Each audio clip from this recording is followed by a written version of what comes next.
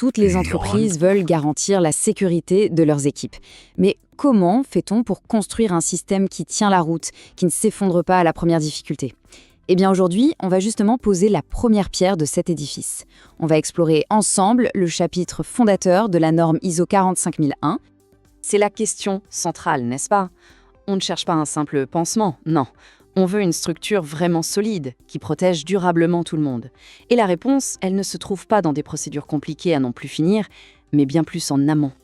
La réponse, c'est simple. Tout commence par les fondations.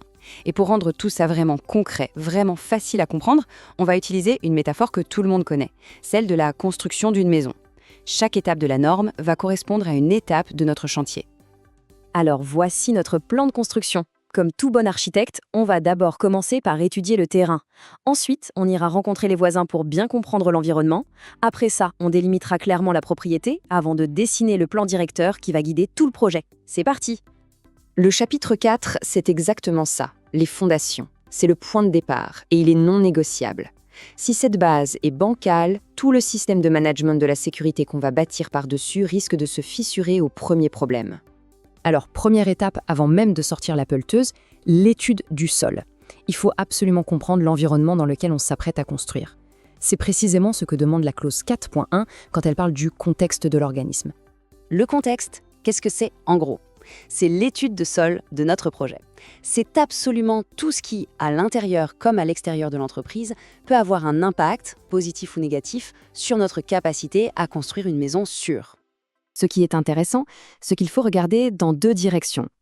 D'un côté, on regarde à l'intérieur, la culture, les ressources disponibles, les compétences, bref, tout ce qu'on maîtrise plus ou moins.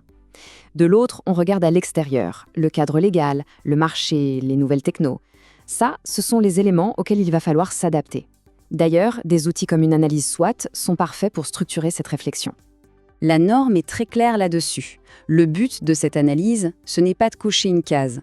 L'objectif, c'est de comprendre très précisément ce qui peut aider ou au contraire freiner l'atteinte des objectifs de sécurité.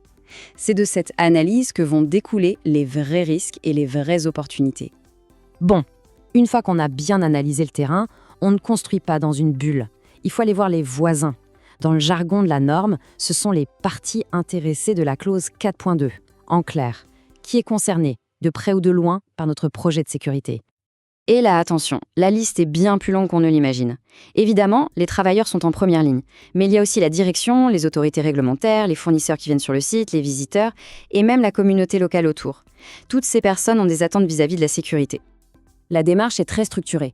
D'abord, on identifie qui est vraiment pertinent pour nous. Ensuite, on essaie de comprendre ce qu'ils attendent. Et enfin, vient le point crucial. On détermine lesquelles de ces attentes deviennent des obligations pour nous. Soit parce que la loi l'impose, soit parce qu'on décide volontairement de s'y conformer. Maintenant qu'on connaît le terrain et les voisins, il est temps de planter les piquets. Il faut définir clairement les limites de notre propriété. C'est ce qu'on appelle la définition du périmètre d'application du système. Le périmètre, c'est la réponse à la question « Où est-ce que notre système de sécurité s'applique exactement ?» Ça peut être un site entier, une seule ligne de production ou toute l'entreprise. Un périmètre mal défini, c'est la porte ouverte à des zones de non-droit, des zones dangereuses hors de tout contrôle. Et cette délimitation, elle ne se fait pas au hasard, ça ne sort pas d'un chapeau. Elle doit obligatoirement prendre en compte tout le travail qu'on vient de faire, l'analyse du contexte et les attentes des parties intéressées. On y ajoute bien sûr toutes les activités liées au travail. C'est la synthèse logique des étapes précédentes. Ça, c'est un point super important. Ce n'est pas une discussion informelle à la machine à café. Le périmètre doit être écrit noir sur blanc. Pourquoi ? Pour que tout le monde soit au clair, pour la cohérence du système et bien sûr pour les audits. On ne laisse aucune place à l'ambiguïté. On y arrive. Le terrain est étudié, les voisins sont consultés, la propriété est délimitée. Il est maintenant temps de sortir le plan directeur de notre maison, le système de management lui-même. Écoutez bien ces verbes d'action. Établir, mettre en œuvre, tenir à jour et améliorer en continu. Le message est « on ne peut plus clair, on ne construit pas la maison pour ensuite la laisser se dégrader. Il faut l'entretenir, la faire vivre et l'améliorer constamment pour qu'elle reste sûre. » C'est peut-être le message le plus important de cette clause. Un système de management de la sécurité, ce n'est pas un classeur qui prend la poussière sur une étagère. C'est un organisme vivant qui doit respirer, s'adapter, évoluer et s'améliorer en permanence. Alors, pour conclure, pourquoi est-ce qu'on a passé autant de temps sur ces fondations ? Pourquoi tout ce travail préparatoire est-il si fondamental? Parce que le piège classique, c'est de se précipiter pour écrire des procédures sans avoir fait cette analyse.